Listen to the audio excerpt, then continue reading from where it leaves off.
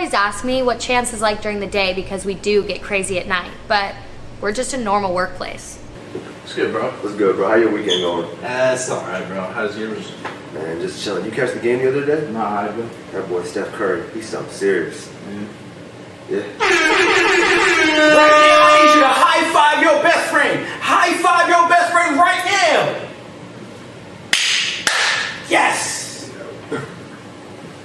Welcome back from vacation, Sean. Good.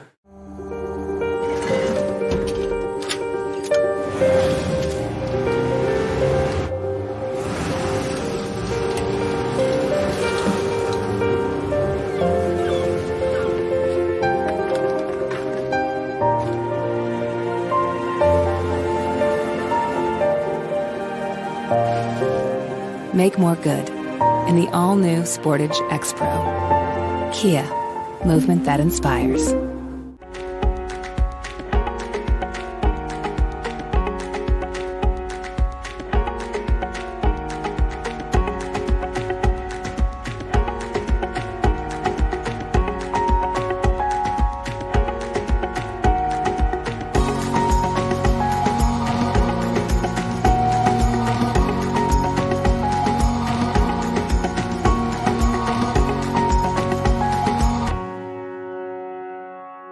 This is the place where roadside markets are filled with fruits and vegetables, small batch jams and made from scratch pies, where mountain trails are explored with friends with names like Ghost and Traveler, where award-winning wines, craft-made beers and spirits are raised, hearty meals are served, and nights are shared under star-filled skies. This is Center County, Pennsylvania. To find out all that's happening, visit us at happyvalleyagventures.com.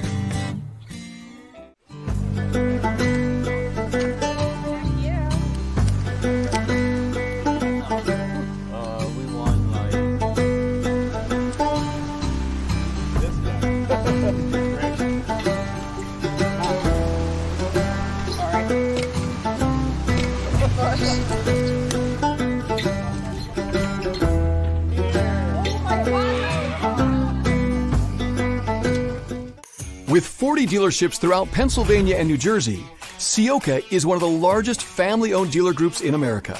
That means more choices and the perfect new or pre-owned vehicle, priced to fit your budget. It means factory-trained service experts are just minutes away, and you can feel confident that you're doing business with a family that treats you like family. Experience the difference at the Seoka dealerships, proud sponsor of Penn State, with 40 locations and 25 brands in Pennsylvania and New Jersey. We welcome you into another edition of the Lion Country Kia Goon and Ironhead Show from Quaker Steak and Lube in State College. Booch, I can hear Goon, but Goon can't hear me through the headset. Yeah, we're how else did we talk loud enough, right? So, I'm not, all right. Now, can you hear? Now I can't hear either of us. Headley. All right. Here's freaking game week, baby. Yeah, there's a couple of things I first of all, what a reminder. The last, whatever it is, what was it, 5 days, right, we had of college football. What a reminder of why those of us that love college football, and those of you that don't are clueless. But honestly, from the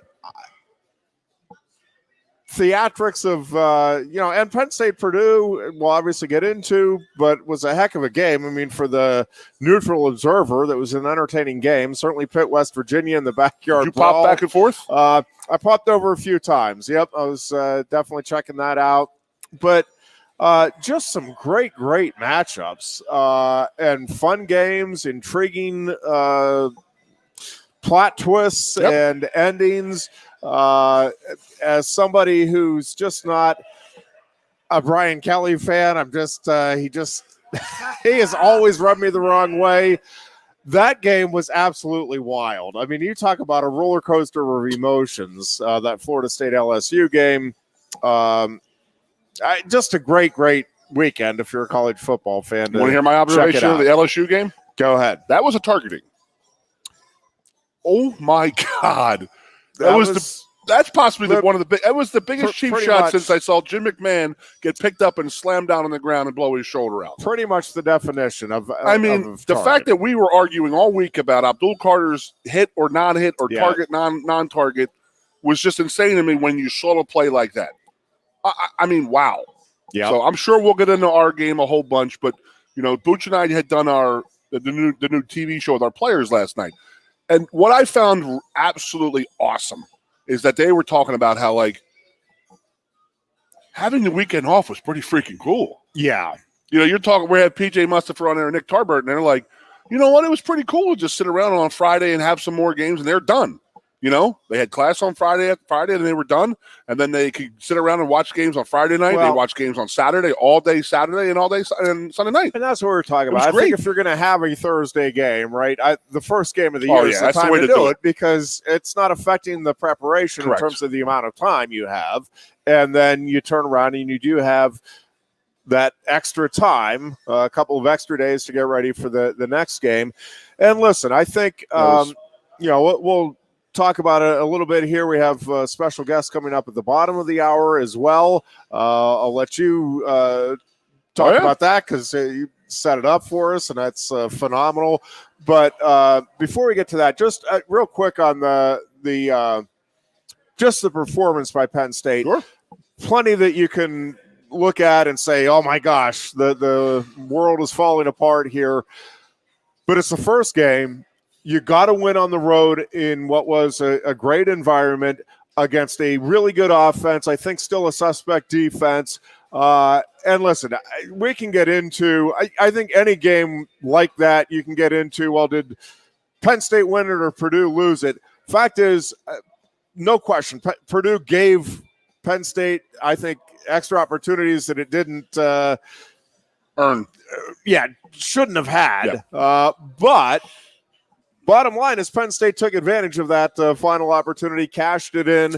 And again, we talk about it all the time, Goon. The difference when you're talking about in any sports, the difference between getting to a 12-0 or a 9-3, or the difference between a 10-2 and a 7-5, it's a fine margin, and you got to find ways to win games like that on Thursday night if you're wanting to get to where Penn State wants to get to. And again, I'm not saying that they now are going to get there, but that's step one. You got that one out of the way. You have a little extra time now to get ready for Ohio, and then a big one again on the road against Auburn the following week that again could set the stage.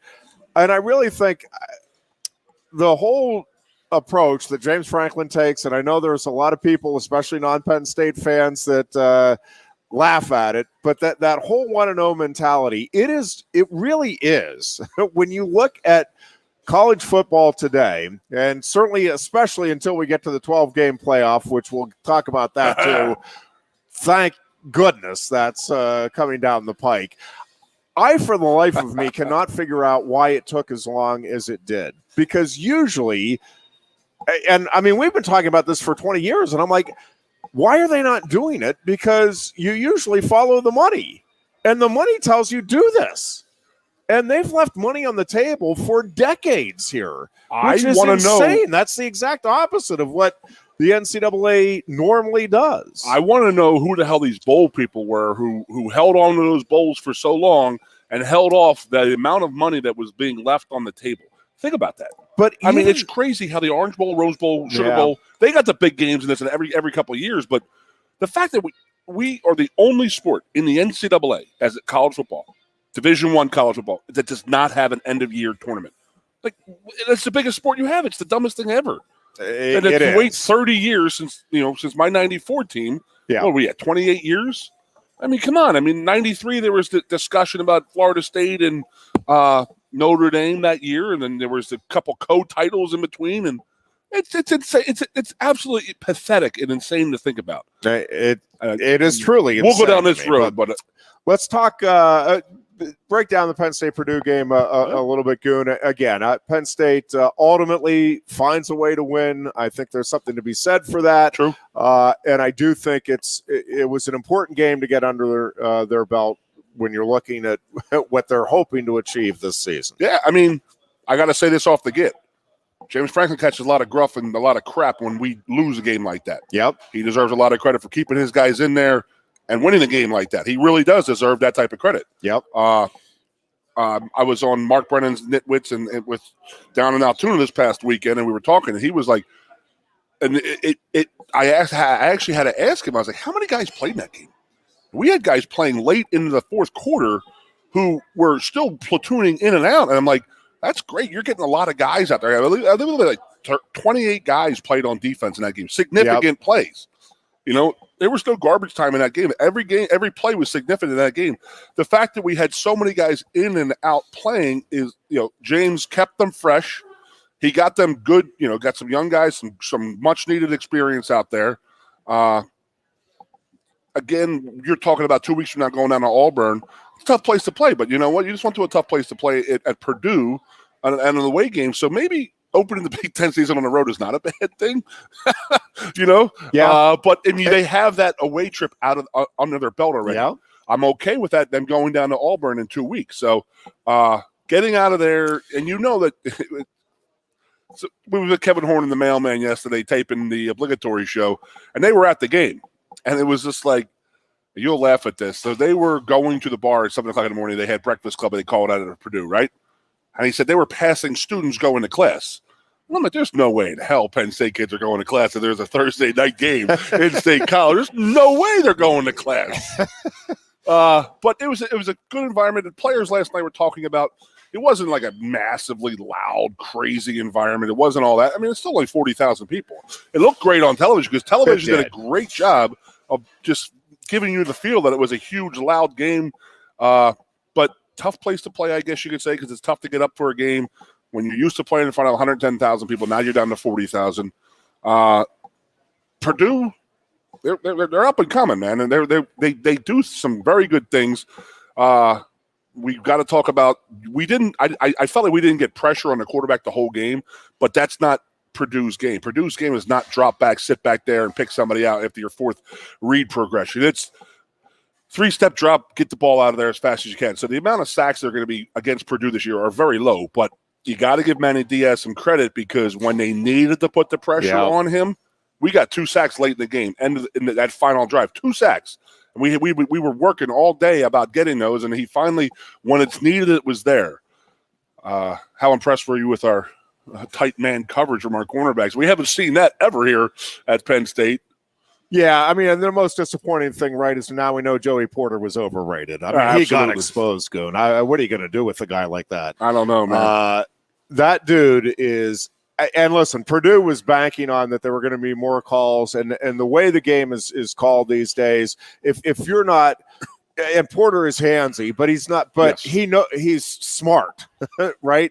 I mean, he knows how to play the game, and if you're not – jacking the guy around and getting him off of his course. They're not. So it's like a contact. It's a, hey, I need to know where you're at type of handsy play. And I mean, the secondary lived up to the billing, right? I mean, we thought going in that was the clearest strength of this team, and led by Porter, who just had an unbelievable game. That unit is just rock solid, and there was a lot of they rotated some guys in and out of there too. Deep. They got a lot of guys, some good experience out there, and Purdue's they're gonna beat some teams. They are going to be a good team this year. Yeah, I'm really curious to see. Yeah, I'm really curious to see how their season develops. Along obviously with Penn State's, and but I agree with you. I think that's a really good team. I think it's a really good offense. And I think what Penn State did to that, and the counter to it is, what are you talking about, dude? They gave up 31 points. Yeah. It was the way they gave up the 31 points to, again, an offense that I think is going to score a whole lot consistently all season long. I just think at the end of the day, it is a good win. Certainly areas to work on. The biggest concern going into the game is the biggest concern coming out of the game, Goon, and that is still the run game. And and the thing, Butch and I were talking a little bit over the weekend. The thing about the run game for me that was just frustrating, and again, we'll wait and see how it plays out. We're one game in. I'm not ready to throw the white flag in this thing just yet. But the two freshmen, it was funny because the opening series, I'm like, oh my gosh, we get the holding penalty, that nothing. I'm like, here we go, same old offensive line. And then the next couple of series, it's like, wait a second, maybe this offensive line is going to be pretty good. Like they were putting some things together, and the running backs, it felt like they were close to breaking it, right? Say it. And it's like, okay, at some point they're going to break it, and they never did. Yep. And again, it's one game in. I'm not sitting here telling you that these two are overrated or anything, but man, if you're not breaking the big ones and the opportunities were there, break a tackle, and there were some big gains there. Yep. If you're not doing it against Purdue, it doesn't bode well for the future. Again, I'm not saying nope, it's never going to happen. Forget it. These two, we're one game into their careers. I get it.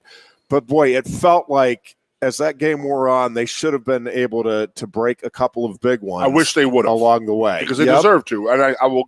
Here's my 2 cents on the offensive line play. We were coming off the ball. Then you've heard me say it for 3 freaking years. I don't care if you know what you're doing and you don't have confidence in what you're doing. You don't know what you're doing. Just come off the ball and hit somebody. Make something happen. And I noticed that in years past, I don't know how you say it. Just felt like even when Saquon was here. It was always dodging that first opening tackle. Yep. He never hit the hole like smash mouth hard. And that was the first thing I noticed about these two freshmen. And I don't know if it's because they weren't patient, but they were hitting that freaking hole very, very, very hard. That was my first, the fact that they didn't have a breakaway like you were talking about. I mean, I'm wearing off on you here a little bit, Ironhead. It felt like it should have popped eventually, and it didn't. It never really happened for us. It is what it is, but we had to get away from the run a little bit because we ended up going down and stuff like that. We had to desert the run a little bit. But I mean, the offensive line came off, and you know what? There was guys who weren't making plays out there on the offensive line, and you saw how quick they replaced them with guys who were going to go out there and fight. And the same thing with defensive line and linebacker and our defensive backs. James was very quick to get new players in there and telling you, they got a lot of guys, some really good experience this past week. No, there's no question about that. And when you turn to Clifford for a moment, because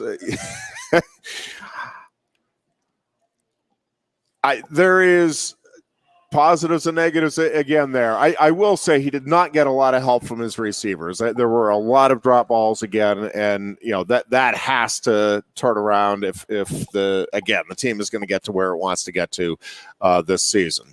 Great. The knock on Clifford all along has been that he's good, except that there's going to be 2 or 3 times a game, and again, we're one game in, not ready to give up on the guy. I'm not one of those calling for the freshman to take over right now. But, man, Goon, the pick six, I mean, it was a killer, the pick six. And those are the types of mistakes. And, again, to his credit, he rallies the team and he gets them back, and that's what you need. But, man, you do that against an Ohio State or a Michigan, you're not getting that opportunity to come back late in the fourth. I think James said it right at the end of the game, and that was the team was still confident in Sean. And I'm 100% cool with that. I mean, and they clearly are. Yes, I mean, and I'm very, very cool with that. The team rallying the way they did if they don't have that confidence. As much as I was turned on by Aller going in there and throwing just 4 straight dimes, like, whoa.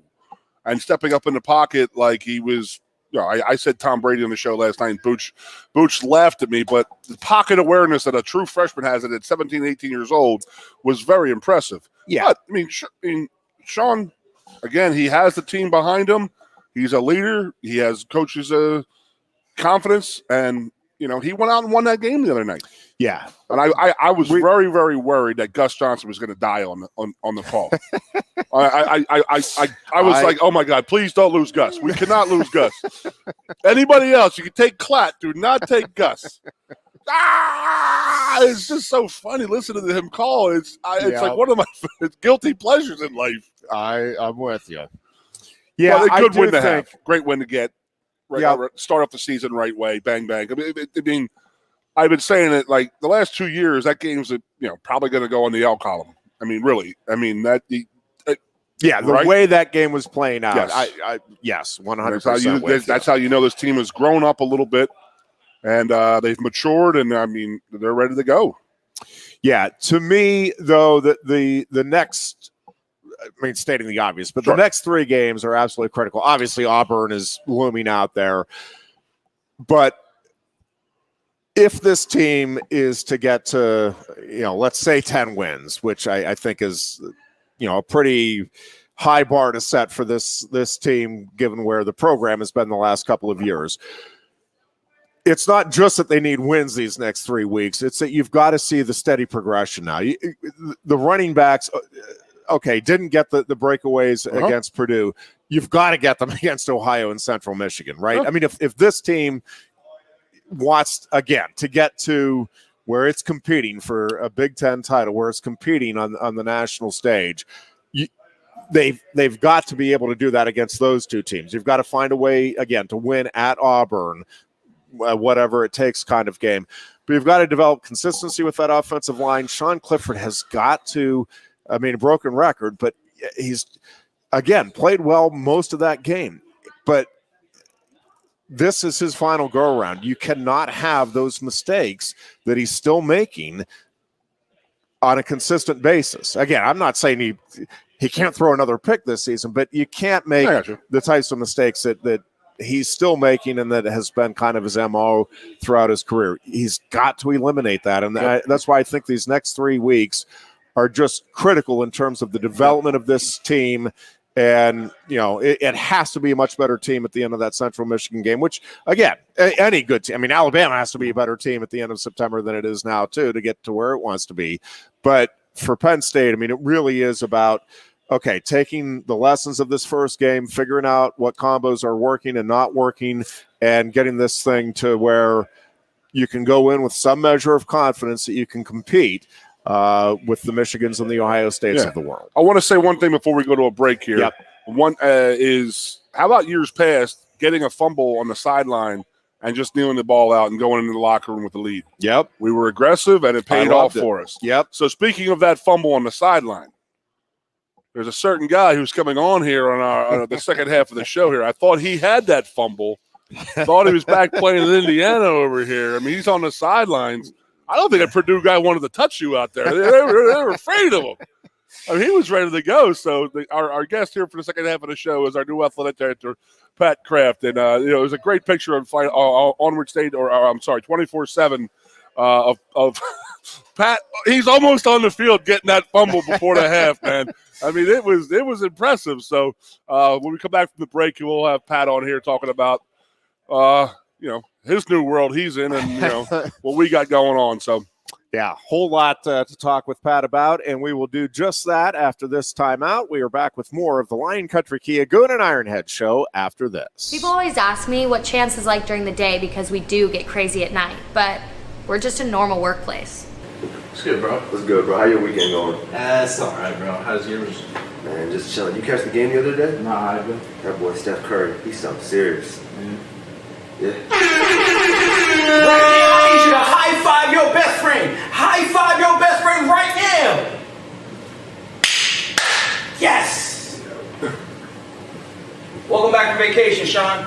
Good.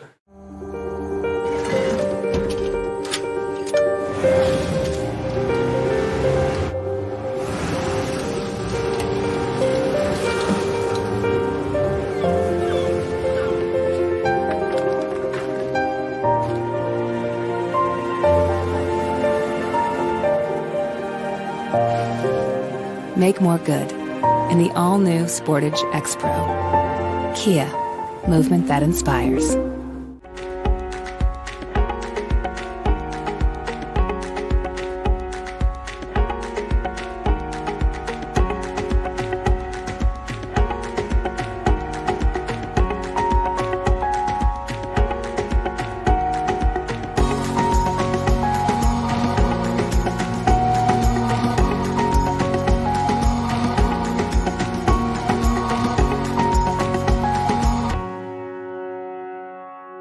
This is the place where roadside markets are filled with fruits and vegetables, small batch jams and made from scratch pies, where mountain trails are explored with friends with names like Ghost and Traveler, where award-winning wines, Kraft-made beers, and spirits are raised, hearty meals are served, and nights are shared under star-filled skies. This is Center County, Pennsylvania. To find out all that's happening, visit us at happyvalleyagventures.com.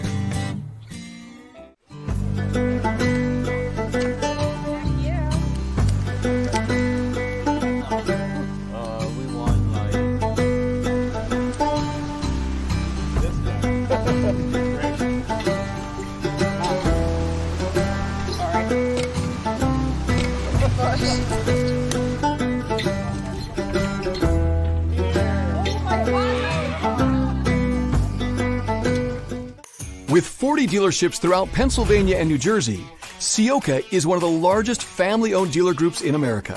That means more choices and the perfect new or pre-owned vehicle, priced to fit your budget. It means factory-trained service experts are just minutes away, and you can feel confident that you're doing business with a family that treats you like family. Experience the difference at the Seoka dealerships, proud sponsor of Penn State, with 40 locations and 25 brands in Pennsylvania and New Jersey. Glazing. Yeah, we welcome you back into the Lion Country Kia Goon and Ironhead show. We are at Quaker Steak and Lube, and Penn State Athletic Director Pat Kraft kind enough to join us. And Pat, very nice to meet you. I've not had the opportunity to meet you, so it's great to have you down here. It's nice to meet you. It's nice I can just cuddle here. Yeah, right, Goon. Hey, buddy. So safe with the Goon here next to me. Good old pillow. Cuddle bum. You are. I love it. You are. It's fun. No, it's great to be here. I love this. Beer and wings. Yeah. I mean, come on. Yeah. Pat, it is such a dynamic time in college athletics and so many moving parts.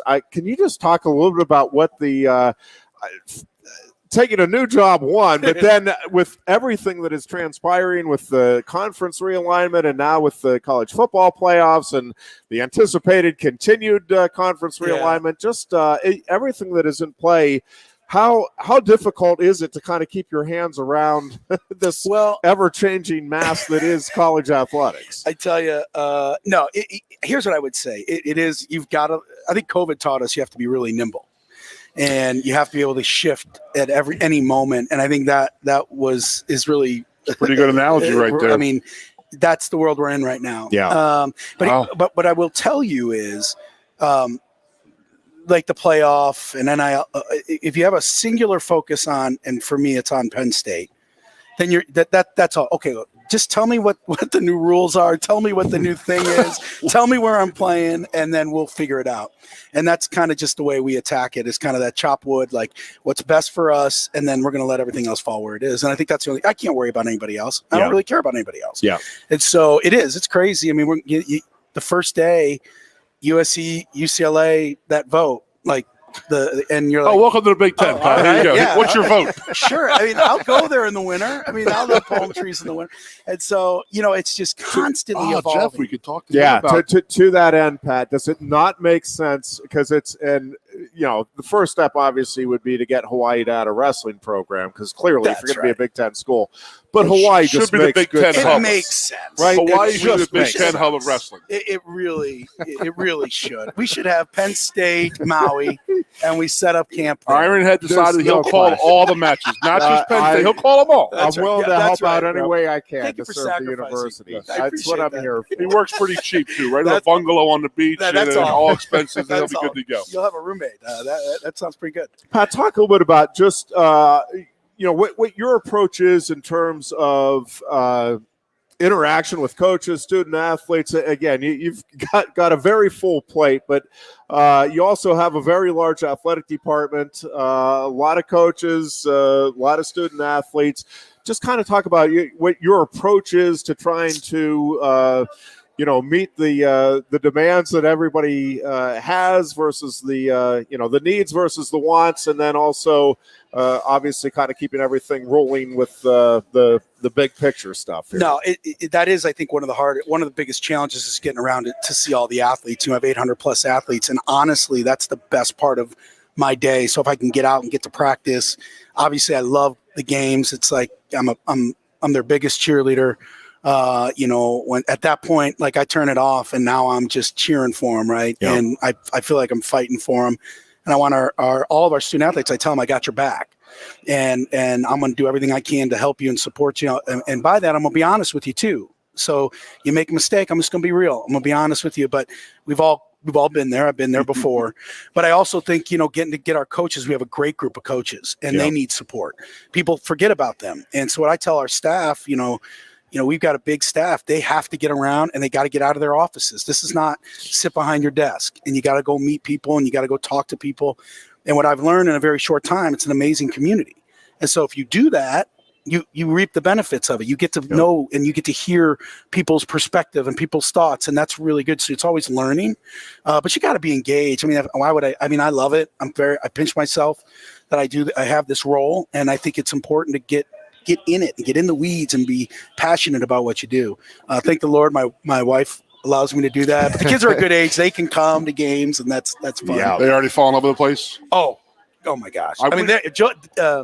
Joseph is locked into Saturday, and even Annie, he's all wound up. He is we have watched from when this happened in end of May to now, probably the YouTube clips of game day, here, maybe 100,000 times. I mean, the whiteout, the Michigan timeout. My guys, I'm like, it's going to be real now. It's coming. He's ready. He is ready. He's locked and loaded.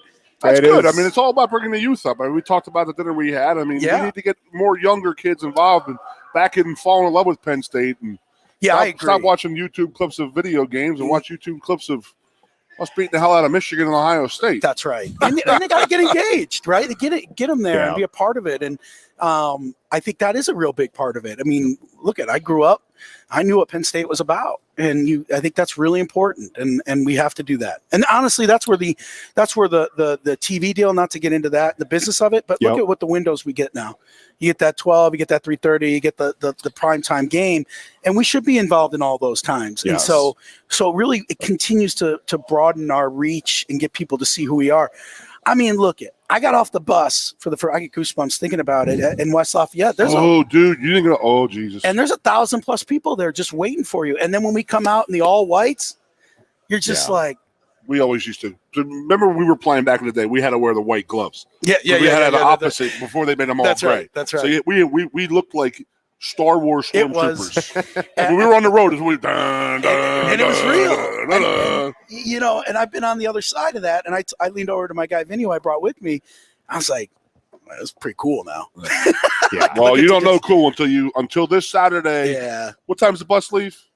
They're 2.5 hours out. Okay, right? so you figure about 10:15, you'll be sitting there on that bus, and about 10:40, you'll be like, oh my God. I'm telling you, that is the most unbelievable experience you will ever have in your life as a fan.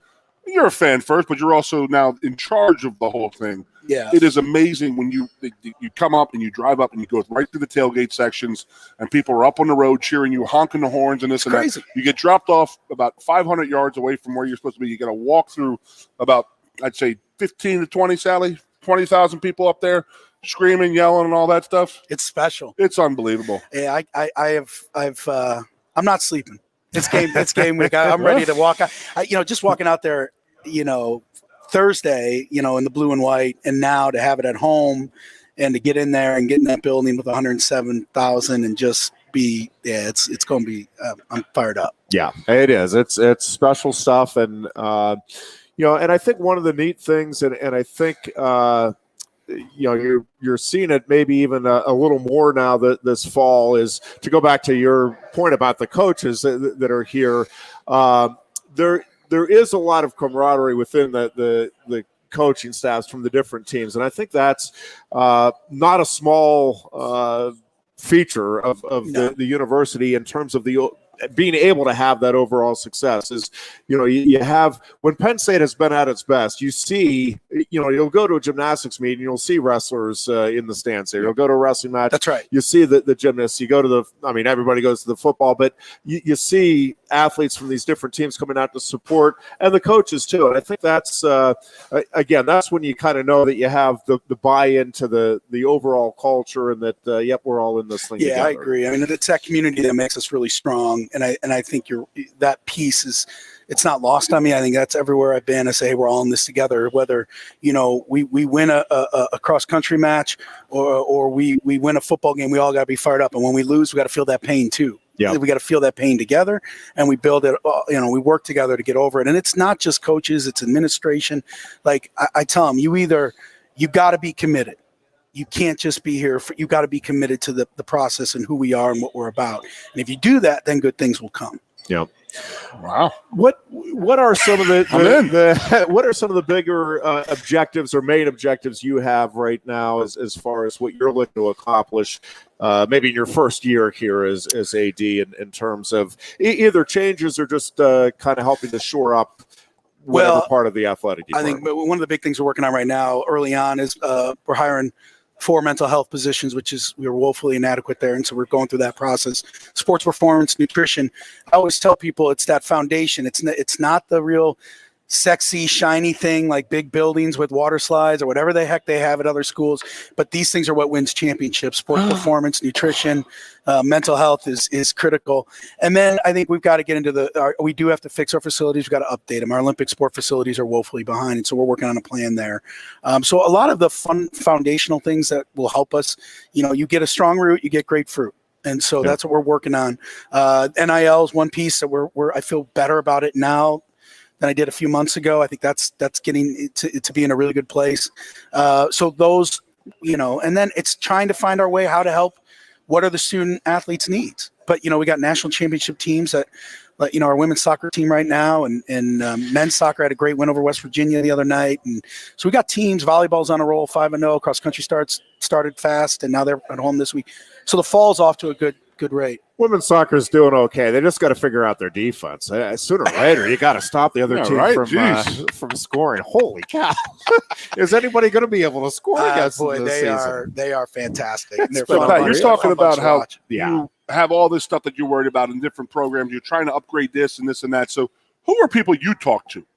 Like, who are you? Do you call other athletic directors or other people who've been mentors to you and say, hey, I'm having a little problem here, or how did you handle this type of thing? I know your history a little bit. No, it's a great question. I talked to Chris Del Conte because Chris at Texas, very similar situation, really big, operation and huge operation, and just wanted to pick his brain a little bit. Okay, how did you maneuver certain things? We all have our own cultures within our campuses.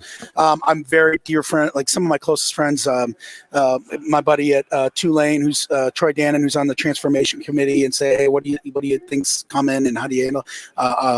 Another buddy, a lot of them are from the American, so we all go like Hunter Yurachek at Arkansas, Mark Harlan at Utah. And so, just kind of, hey, I'm seeing this and what do you think and what are you hearing? And so there's just a kind of a close group. So transformation is he's like predicting what's going to come in the future. He's on the committee the transformation committee that's working through what this potentially would look like in the future. How hard is that job? Right now, Troy's the right guy. This is a complete disarray right now, in my opinion. Yes, that's why that's why the committee was set up. Like in typical either NCAA he fashion. failed. No, Troy did not. Was he in charge of Pearl Harbor on December 6, 1941? Also, jeez. No, it's interesting though. I mean, all this stuff. The transfer thing just came from them, and so it is like you said, it's ever changing. So it is. But those guys, I really trust their opinion. Obviously, that's good to have a person like that. To be honest with you, well, he's in the middle of those conversations, and I think, what we might think is one right, then there's another perspective, and sure. And I will say this: our conference is really good. There's a lot of, I talked to Gene the other day, Gene Smith at Ohio State, and I've known Ward and Mike at Purdue. So it's a good group. I mean, I think but let's get real. None of us we can't predict anything. Yeah, we don't know. I mean, we don't know. It's probably more therapy for both of us, whoever we talk to. Like, hey, how about this? What about this? I got one for you guys. That's exactly. You're like a group text. You're not going to believe this one. All right, here's a new one, everybody. Never thought I'd see this, but here it is. Yeah, I got this one. It's just trying to. That's good that you're talking to Texas because they're in a similar situation with as many sports. And Jeff and I talk about how, we say the SEC versus the Big Ten, and they, 12, 15 sports that they're monitoring. We were at, what, 29 to 30? Yeah, we have 31. That's a huge difference. I mean, yeah, it is. There is a big difference. A lot of the SEC schools, I think they're at 14, most of them. And look at the same time, it's I kind of like it. I like having the fencers, and I think it gives us Don't a piss them off. No. Don't make them mad. No. And I think it's good. That's who we are, and that's what makes the Big Ten special. Patty, how important, with all of those sports, how important was this latest TV contract, and how much of what you're doing now is just kind of figuring out, okay, what is the best use of that money, and how we can supplement it for different programs, and as you mentioned, the facilities, which certainly for a few of the sports is a big priority. Yeah, no, I think that it's helpful. The way we travel, some of our teams have to go to Baltimore to fly out of Baltimore. Like I can't. I'm figuring that out. That can't happen. We've been able to, now we can add these nutritionists, but also food is a really big thing for me, as it is to Goon. I'm signed up with you guys. But important, but I'm not the smart kind of food. So I think a lot of those things we're able to take care of, and that's the strategy and the plan we're putting together. Pat, how different is the I want to go back to the mental health. My wife runs a local nonprofit foundation that deals with mental health with young people, and for me it's been very eye-opening because it was just not something that was on my radar. Right. I obviously knew kids, and in retrospect, I had actually a roommate of mine in college that was just diagnosed a couple of years ago now with bipolar, but I never knew it the whole time we were you just thought looking for it. You just thought it was from Ohio and miserable. Exactly. I'm like, oh no. You're exactly right. No, I look back on a lot of this stuff. Yes, yeah, you look back and like, yeah. So how significant is that piece? And I guess how because I know I think it was somebody was doing a piece just this week with Nick Saban on it, and how they've kind of changed, but it was talking about college athletics in general. That is now a big piece, and one of the components of it is the pressure that these guys are under, and certainly with as Goon's been talking about with the name, image, and likeness, that pressure isn't going to be lessening on these kids. That's for sure. They have everybody pulling at them and telling them they got to do this, and heaven forbid that they just want to go to school and play football, or go to school and play soccer. Now it's like, hey, you got to go get yours. And well, what does that even mean from someone else?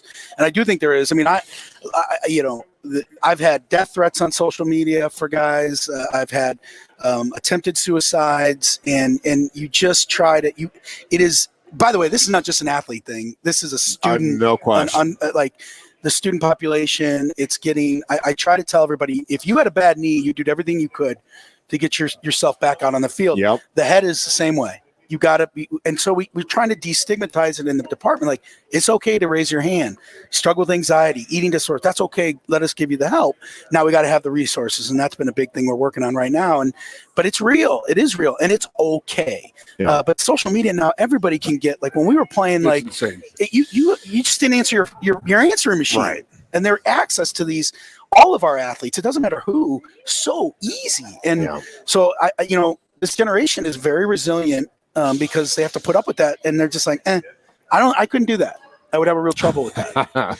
I'm with you, and it is. It's amazing. Again, it's an ever-changing world in that regard as well. Talk a little bit about just kind of expectations for the athletic department and for the programs within it, in terms of success on the field or on the court, whatever their venue is, and obviously in the classroom. Well, I think we've done a really, really good job in the classroom, and we'll continue to do that. I think that is a key piece. I tell everybody, at some point you do stop playing, and you need a job, and utilize this degree, and when you graduate, you're tapped into this monster that is the alumni. And you get 770, I heard the other day, 1,000 people that you tap into. So that's extremely important, and we're going to make sure that always stays important. That's the blueprint, right? Like we're not going to mess around. Academics, how we act off the field, and then how we perform. And then the reality is we got a chance to win multiple national championships in multiple sports. And I think the margins are so thin. Yeah. So we've got to work on things like, the health and wellness piece. Let's go 1v1. Let's make sure our our number ones are healthy at the end of the year, and how we use technology and advancements in that side of, sports performance to get us there. But we got a shot to win a bunch of national championships. I mean, it wasn't that long ago we were winning 4 or 5 a clip. That's what we got to get back to. And I think it's a mentality. We got to wave the flag. We can't be, afraid to wave the Penn State flag and say this is who we are. And less mentality of thinking about what everyone else has and just focus on us. And if we do that, the power is pretty strong and we can do whatever we want. That's the one thing I was saying. I told this to the Goon the other day. I was like, everything is self-inflicted to us. Like, we can do whatever we want there, and we can do all these things that we want to accomplish. We got to get out of our own way. And so that's what excites me, is the confidence that, okay, let's go take it, and not let someone, tell us what we can have. So I think we've dealt with that for the last 10 plus years, if you know what I mean, of just being a little bit skeptical and a little bit standoffish about being out there and waving that Penn State flag. That's right. And there's no reason. Well, and in this ever evolving era, like, creativity has to be a part of this thing. How much of how creative are you trying to be with the way you can do things with different programs, and how much of that again goes back to tapping into the coaching staffs and, hey, what would you think about try? Because again, the doors have opened up a little bit with the NIL stuff with the student athletes, and the way, again, it can be. I think everybody's looking at it as, they can get their own, but it can be a partnership. 100%. Again, within the program itself, but then within the different programs that you have as well. Hey, let's get a group of teams together and let's go out and do an event. And I guess how big of a piece is that creativity and kind of maybe thinking differently than you've ever been allowed to think in terms of how we can put this thing together? Well, it's so good that you I feel like you're in our staff meetings, because I talk about creativity all the time in all facets. Like today, I was walking the stadium where are we selling our merchandise? I said, well, to these two gentlemen, they were great. And I'm like, well, where do you want to put them? Well, I think we should do this, and this. They know. And I'm like, well, go do it. Like, well, let's be creative. Let's go where they are, right? Yeah. Like, and so, you're right. Hey, coaches, let's rethink this a little bit. Or marketing and ticket sales, let's rethink the way we do it just a little bit, and let's be comfortable with change. We can change, and we can evolve, and we can still be elite and great and all those things that we have been for a long time. But creativity is a really, really important piece of this all. So the reason that Pat and I were introduced is because he met the most important man in State College at Penn State, Spider. Oh, did I meet him? Yeah, that's my guy. He's the guy. He's the greatest human being in the world. He is. We talk about him all the time. But, there's a guy, like, he's in the stadium. So there's the fact that you can go in there and talk to Spider. And Spider has the feel of everybody because he has to deal with people who are coming to the stadiums, the people in the suites. He's doing tours. So he hears people talking about the game day experience a lot. So the fact that you're going and listening to him is fantastic and a great idea, because it's only going to be beneficial towards you in the long run. Well, him and Bobby's been there forever. Should be Bobby too. I apologize. And so both of them. I said, what do you hear? Yeah, Bob got dropped off in 81, and just his family just forgot about him, I think. Hey, and he can still play. I think damn right he could, right? Oh my goodness. I'm like, but you said you were walking around the stadium, like you were running the stadium, weren't you? Totally, I was. You were totally running the steps. Yeah, I was carrying a log up like shoot. I know what you were doing. Don't lie to me. That's why I have a golf cart to get me from point A to point B. It's like, oh, hey, you just walked from your suite to mine. I know. I need water. I'm okay. I'm all right. It's true. Sad but true. No, but it's funny. Like, the first person that came up on the escalator for the announcement, and Spider was right there. And I mean, Spider, you all take, here, but outside this Penn State world, he was like iconic to all of us who played in the Big Ten. Yeah. And so it was like so fitting that I was like, the first person I meet is Spider, and so but you're right. Those guys have lived it. They've seen it. They know they have their ear to the. That's right. They hear people talking, and the fact that you're listening to them, you're listening to just Joe Public. Good for you.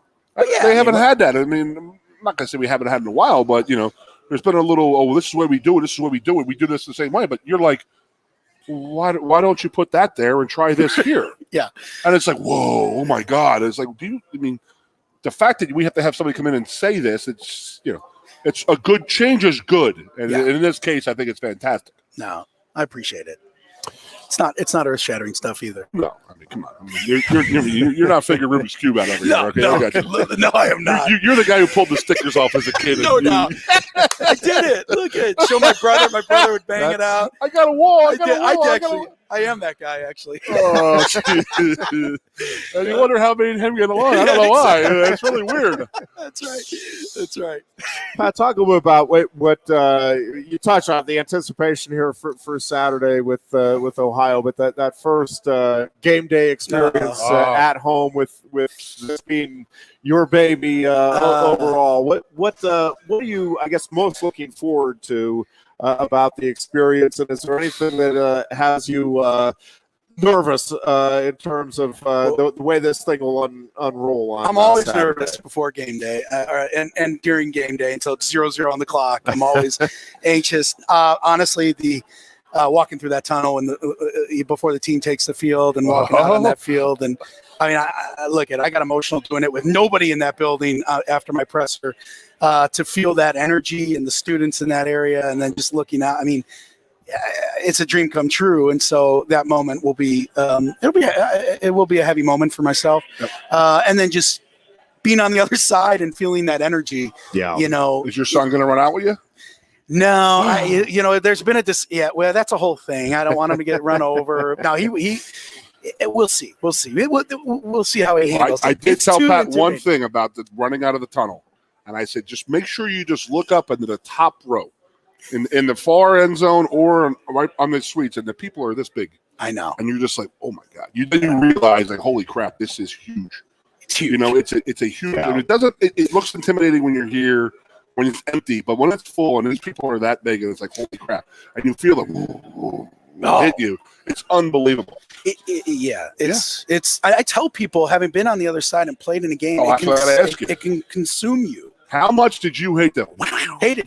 Exactly. I don't know one player who ever came to State College as a fan or a player from another university who was like, oh, man, that Lion thing is pretty freaking cool.